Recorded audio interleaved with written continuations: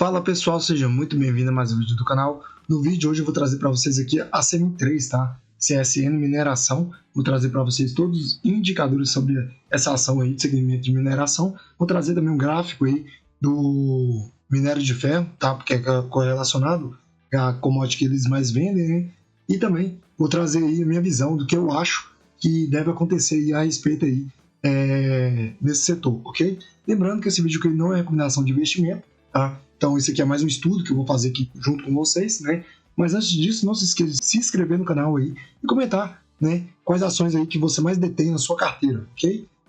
No meu caso aqui é mais fundos imobiliários que eu tenho em carteira, né? E a ação aí que eu estou aumentando a participação é Banco do Brasil. Então eu já coloquei para vocês aí, no caso, quais são as maiores posições minhas aí, né? Hoje, CMI3 está sendo negociada a R$ 4,94. A variação em 12 meses é uma alta de 14,27%. O preço dividido pelo lucro, PL, está em torno de 7,47%. O preço dividido pelo valor patrimonial está em 2,64%. O dividend yield dele, sensacional, 16,88%. Tá?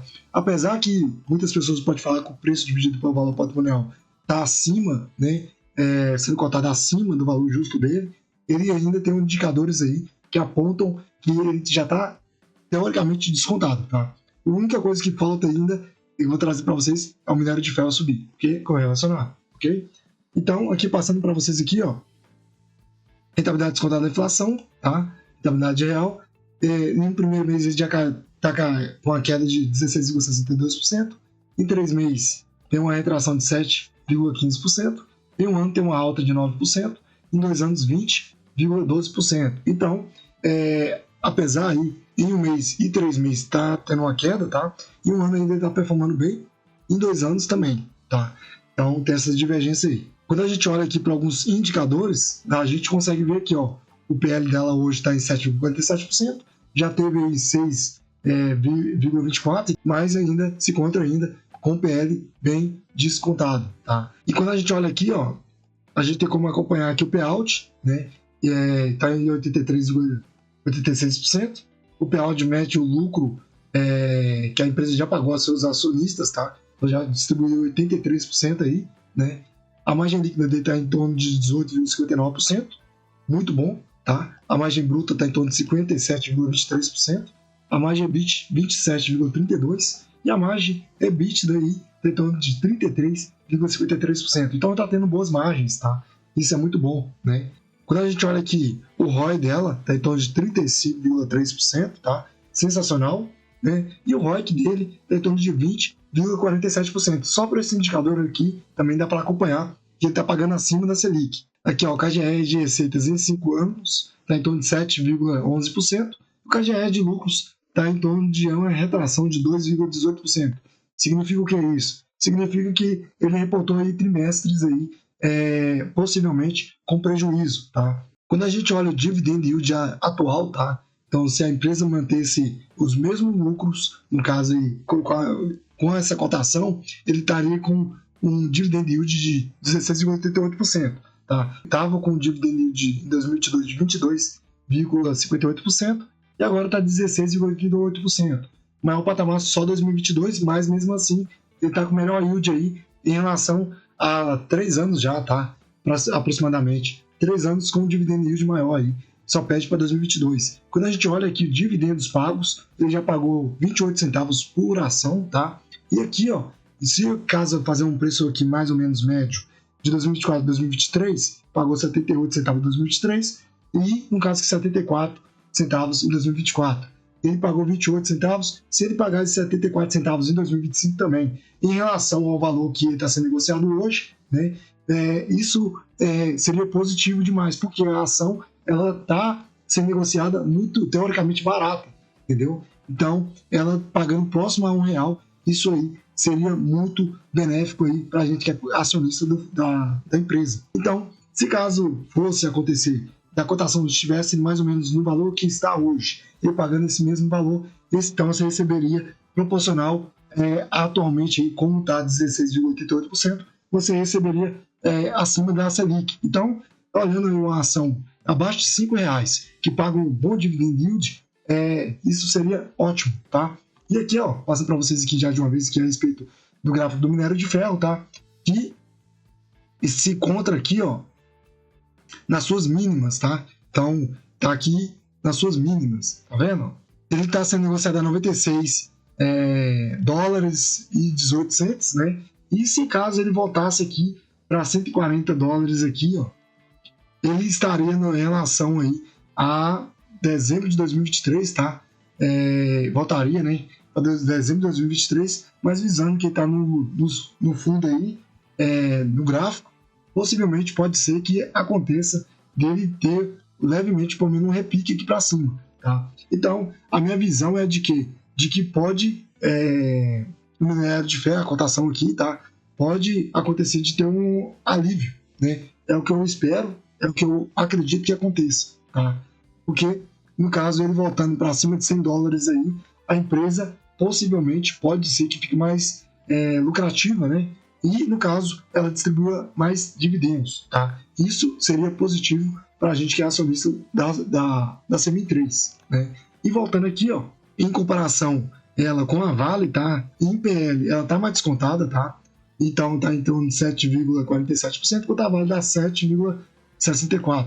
O preço dividido pelo valor patrimonial, a Vale ganha, tá? Em torno de 1,19%, tá? Mas o ROI aí tá em torno de 35,3%, quando a Vale tá só 15,57%. Então, ele leva também por esse indicador aí.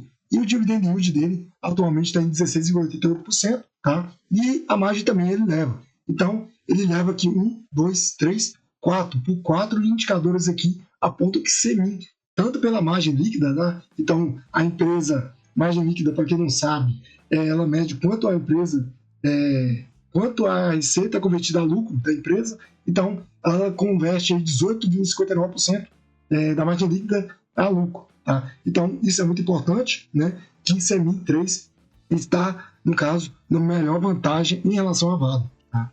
E quando a gente olha aqui o lucro líquido e cotação, dá para a gente perceber aqui uma coisa bem interessante, né? Que o lucro líquido dele, ele oscila bastante. Por quê? Porque, querendo ou não, ele vende commodity, que é minério de ferro, né? O maior peso aí é o minério de ferro.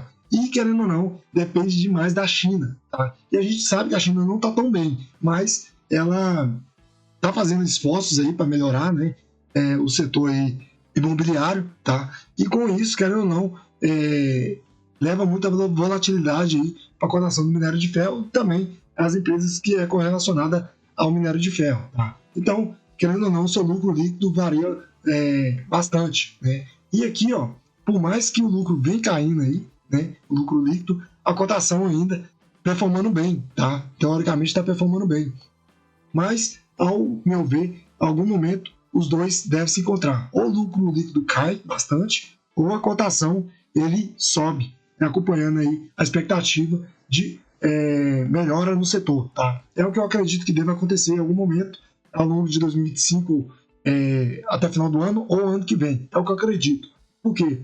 Porque esse setor ele já está bastante andando de lado, né? Como a gente olha aqui a cotação do minério de ferro, que pode acontecer mesmo, desde 2022 aí, 2021, né? Aqui está novembro de 2021, ele está andando de lado. Algum momento deve acontecer, ou ele vai romper para baixo mesmo, ou ele vai ter que subir. Eu acredito que está mais fácil aí dele subir, tá? Do que ele romper para baixo. É a minha visão, tá bom?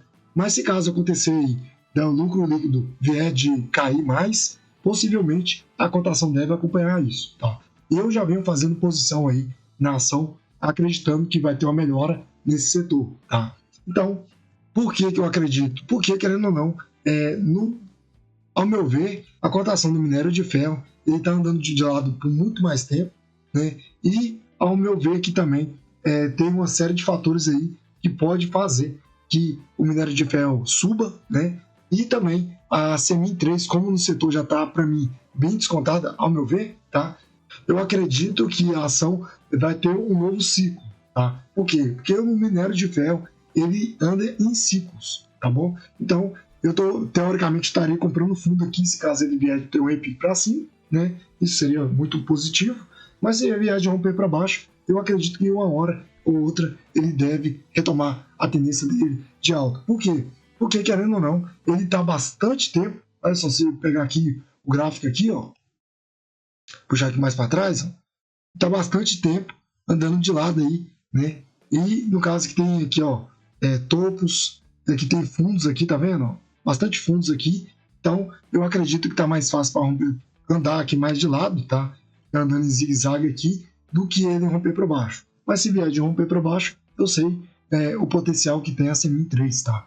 Então era isso que eu queria trazer para vocês a respeito do Semin 3. Comente aí o que você está fazendo a respeito aí. Se você está comprando, você está estudando mais sobre esse segmento, tá? E não se esqueça aí de se inscrever no canal. Então era isso. Até a próxima, pessoal.